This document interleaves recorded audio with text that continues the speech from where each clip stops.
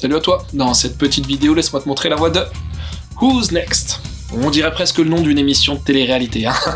Next.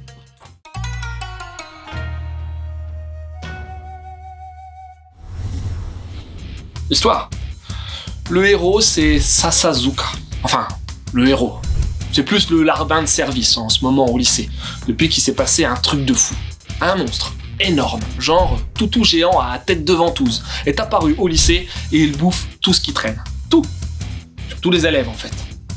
Et en attendant les secours, le plan des gamins, c'est de filer au Strum un humain par jour, histoire qu'il attaque pas le reste des troupes.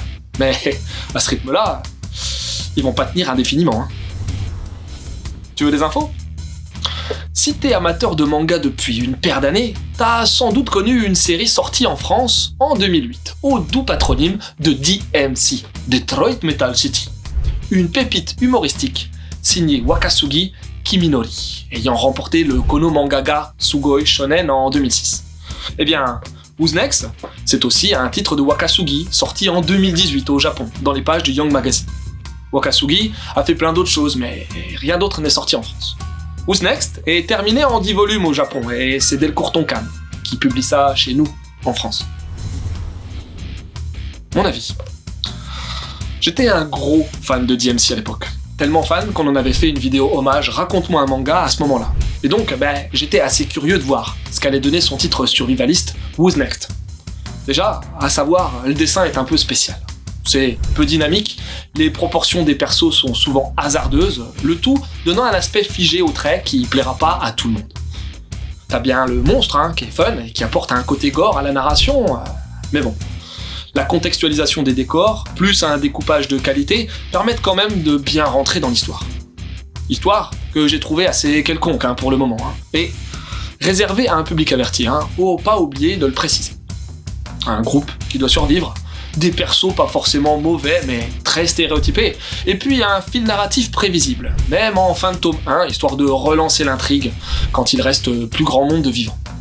L'atout principal, ce sont les interactions entre les persos qui doivent à la fois s'entraider mais aussi survivre, donnant des situations intéressantes. Un manga survival sympa, sans plus pour le moment. J'attends de voir la suite, en faisant confiance à Wakasugi pour me proposer un titre aussi fun que DMC. Quelques conseils? Évoqué à plusieurs reprises, Detroit Metal City de Wakasugi, avec un type gentil tout plein qui va devenir chanteur de métal hardcore. Gantz, un autre survival face à des monstres chelous, avec le côté entraide.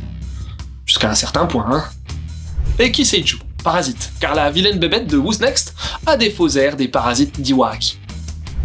Et voilà, c'est fini pour aujourd'hui, j'espère que cette petite vidéo t'aura donné envie de lire Who's Next? Sur ce, je te laisse et surtout, continue de suivre la voie du manga.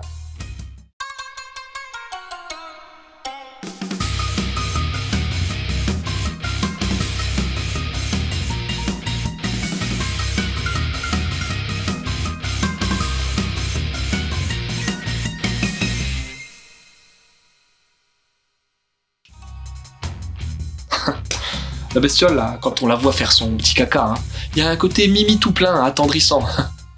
Trop choupi.